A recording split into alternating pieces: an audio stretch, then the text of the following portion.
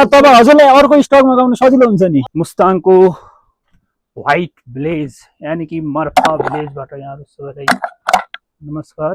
ल राजा चाहिँ गयो है आफ्नो सवारीमा चढ्नको लागि। यो भाग्छ कि नै महाराज हरेन्द्र बिष्ट आफ्नो सवारीमा चढिसकेका छन् दुश्मनको के राज्यमा हमला गर्नको लागि। अब यहाँबाट जाने हो दुश्मनको राज्यमा हमला गर्नको लागि, तर यो हिँडिराख्ने समस्या त्यो हो कि महामहिम हरेन्द्र बिष्टको तर्फबाट यहाँहरू सबैलाई नमस्कार। अब हामी जाँदैछौँ ठ्याक्कै यहाँबाट मर्फा भिलेज। फाइनली अब मुक्तिनाथबाट फर्किने बेलामा यता चोमसोमभन्दा अलि यतापट्टि हाम्रो मार्फा भिलेजमा पुगिसकेका छौँ। अब यताबाट सिधै मार्फा भिलेज जाने। अब किनभने मार्फा भिलेजको अब छुट्टै पहिचान छैन, त्यहाँको ड्रेस लगाएर त्यहाँ राति त्यो अब गल्लीहरूमा होइन क्याटवाक गर्ने के गर्ने भन्छ तिनीहरूको एकदम मस्त होइन। ठाउँ जे होस् राम्रो छ, एकदम राम्रो छ। कहाँबाट आई घोडाहरू खस्काउन् र घोडा खच्चरुन् जे भयो नि ठिक छ। अब यही गेटबाट भित्र जाने। यहाँबाट अब बाइकहरू चाहिँ लानु मिल्छ, अरू चाहिँ खासै लानु मिल्दैन किनभने बाटो यस्तै छ, यस्तै हो, रोड छैन, बाइकहरूलाई चाहिँ लान मिल्छ। ल अब फाइनली अब हाम्रो चाहिँ मार्फा भिलेजमा चाहिँ इन्ट्री चाहिँ गरियो होइन। अब हावा चाहिँ धेरै चलिरहेको तर माथिभन्दा चाहिँ अलिक कमै चलिरहेछ। हावा त यस्तै छ होइन, गाह्रो छ नि त। ल यो देखिएको मार्फा भिलेज भइहाल्यो। ल मार्फा भिलेज चाहिँ अब देखियो भनौँ यस्तो छ। अब तर भित्र गल्ली हेर्दा चाहिँ राम्रै देखिन्छ, तर माथिबाट चाहिँ त्यति राम्रो देखिन्न किनभने भित्र पुरै व्हाइट कलर लागेको छ। पुरै गल्लीहरूमा घरको बाहिर पुरै जस्तो लागेको राम्रो देखिन्छ। चौरी गाई कता आएको र चिउँदो छ र यो डमी होला। ठिक छ। ल यही हो अब व्हाइट गली, व्हाइट भिलेज, पुरै व्हाइटै व्हाइट भित्र त। अब ठ्याक्क चाहिँ अब इन्ट्री, अब मेन इन्ट्री चाहिँ अब भनौँ अब यहाँ आएपछि यहाँको लोकल कपडाहरू लाउने, त्यसपछि चाहिँ इन्जोय गर्ने पल। अहिले मार्फा भिलेज चाहिँ पुग्यो होइन। अब यहाँ आएपछि यहाँको परम्परागत ड्रेस लाउँ होइन, त्यसपछि बनाउला बाँकी कामहरू चाहिँ। यस्तो छ ठ्याक्क चाहिँ भिलेज चाहिँ राम्रै छ। पुरै भिलेज चाहिँ पछि देखाउँ। नेपालको सुन्दर सहर मुस्ताङको सुन्दर गाउँ मार्फाबाट यहाँहरू सबैलाई नमस्कार। म हरेन्द्र बिष्ट अनि मसँग हुनुहुन्छ म चाहिँ आर्यन शाह र हामी चाहिँ अब आजको दिनमा चाहिँ मार्फा भिलेज चाहिँ एक्सप्लोर गर्ने भन्यौँ। मार्फा भिलेज कस्तो छ भनेर देखाउने प्रयास गर्नेछौँ होइन सर। ल जाउँ अगाडि जाउँ। अब अगाडि गएर हेरौँ यो गल्लीहरू कस्तो छ। पुरै अब मार्फा भिलेज भनेपछि पुरै व्हाइट सबै ठाउँमा सेतो, यहाँको छुट्टै पहिचान छ क्या। पुरै चाहिँ व्हाइट लगाउनु भएको, पुरै यहाँ गाउँ नै पुरै सेतो कलर लगाउनु भएको छ। एकदम राम्रो देखिन्छ, हेर्दा छुट्टै पहिचान छ यो गाउँको, कति राम्रो छ होइन। अनि यहाँको छुट्टै पहिचान छ, यहाँ ड्रेस लगाएर होइन कति राम्रो देखिन्छ, कस्तो राम्रो भएर कति राम्रो गाउँ छ। पुरै जताबाट हेरे नि एकदम सेतै छ, राम्रो। जेरी गल्ली भन्नुभएको थियो नि उतै हो।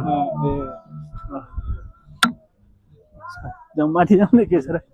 ल हामी चाहिँ अब मार्फा भिलेजको जेरी गल्लीबाट यसो माथि गाउँहरूतिर निस्क्यौँ, गाउँहरूलाई एक्सप्लोर गर्नको लागि। यहाँको ठाउँ चाहिँ बबाल छ, यस्तो छ। यी गल्लीहरू पुरै यस्ता छन् अनि घरहरू नि यस्ता घरहरू छन्। यी पुरै पहाडहरूमा बना जस्तो लाग्छ। वाउ, माथि नै जाउँ। माथि झन् क्या दामी घरहरू देखिन्छन् ऊ माथि त।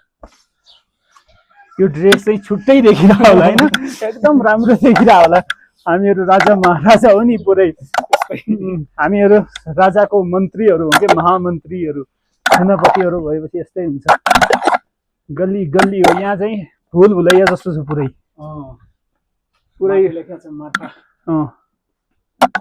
पुरै भुल भुलैया जस्तो छ कि यता। फेरि हराउन नि सकिन्छ, गाह्रो छ।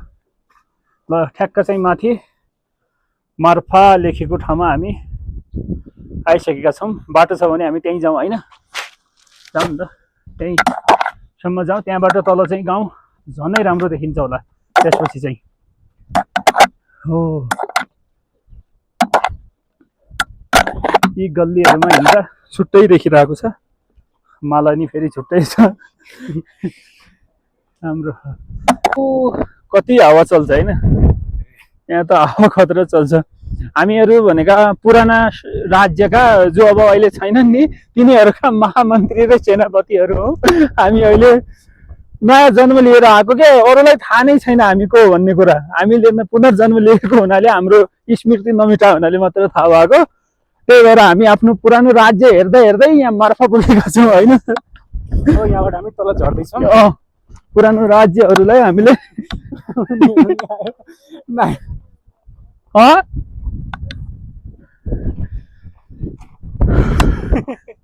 आउनु आउनु माथि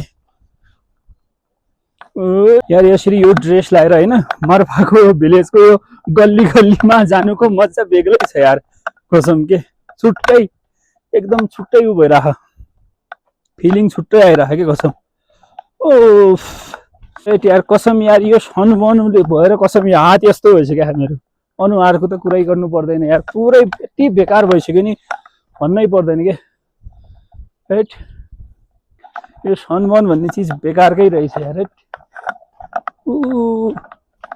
अनुहार यस्तो दुखिरह मेरो भन्नै पर्दैन के भन्ने गाह्रो हो के ल अब राजा चाहिँ आफ्नो सवारी खोज्न हिँड्या कता हरायो भन्ने कुरो हाम्रो सवारी चाहिँ चौरी गाई हो कता यतै पछाडिपट्टि थियो होइन पुरै चौरी गाई पछाडि थियो होइन कि यो ड्रेस लगाएर हिँड्दा अर्कै फिलिङ आइरह्यो के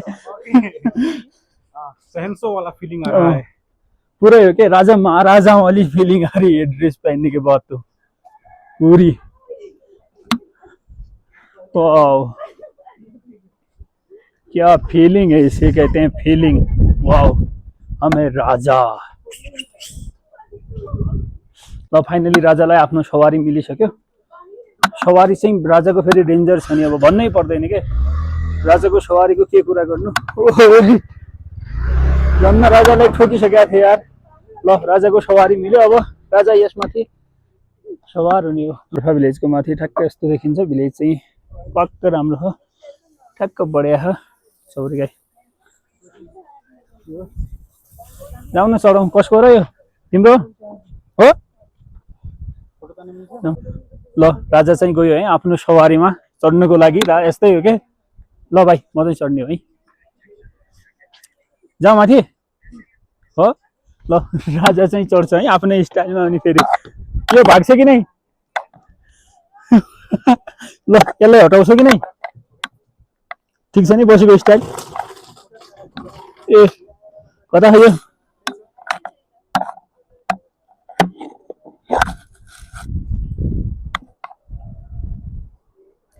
ल राजालाई आफ्नो घोडै चढ्न आएन ल ल यस्तो छ है हाम्रो सवारी साधन मेरो घोडो के यो ल महाराज हरेन्द्र बिष्ट आफ्नो सवारीमा चढिसकेका छन् दुश्मनको के राज्यमा हमला गर्नको लागि अब यहाँबाट जाने हो दुश्मनको राज्यमा हमला गर्नको लागि तर यो हिँडिराख्ने समस्या त्यो हो के यो हिँड्दैन समस्या त्यो चल चल चल चल चल्न ओइ यो किन हिँडिराखेन भन्ने हो कि समस्या त्यो अब हाम्रो चाहिँ सुन्दर मार्फा भिलेजको यात्रा सकियो यहाँको के भन्छ यसलाई परि के भन्छ यो कपडालाई चाहिँ के भन्छ वेशभूषा भन्छ के भन्छ पहिरनको अब जानु पर्यो नि यो पहिरन छोडेर हाम्रो नर्मल अवस्थामा आउने त्यसपछि जाने हो राम्रो छ जे होस् याद हुन्छ नि यो फोटो के कहाँ खिचेको भन्दाखेरि स्वाट कहाँ यो एउटा याक लग्नु पर्यो क्या यो याकको कति व्हाइट याक ठिक छ हैन व्हाइट याक फेरि भाँचियो भने बबाल होला यो व्हाइट याक लग्नु पर्यो क्या होइन हेर्दा त ठिकै छ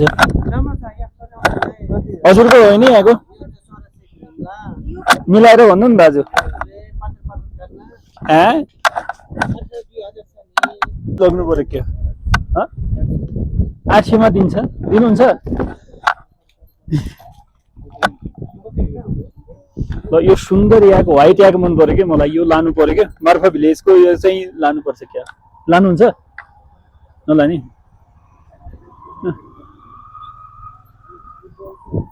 गाह्रो हो क्या याक यसलाई लानु पर्यो क्या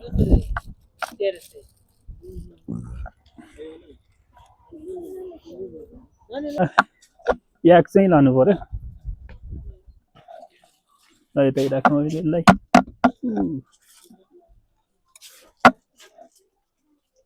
मार्फा भिलेजमा यो चाहिँ खरिदियो घन्टी नि बजिरहेको याग बहादुरको सानो सानो आवाजमा उई हमको देख ले मुन्ना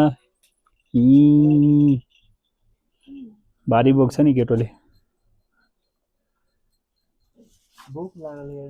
ल मार्फा भिलेजको पहिरन लगाएर यहाँ अब धेरै घुमियो भनौँ यहाँ यो पहिरन नर्मल पहिरन लगाउनु भन्दा नि यो लगाएर अर्कै फिलिङ आइरह अब मार्फाबाट एउटा याग चाहिँ लग्नु पर्यो भन्ने हो किनभने मुक्तिनाथ भन्दा यहाँ सस्तो मिल्यो त्यही भएर मुक्तिनाथ 2000 भने थिएँ यहाँ 1000 मा मिल्यो त्यस्तै हो राम्रो खोजियोस् ल के गर्ने पानी नि परेर हो क्या एडिट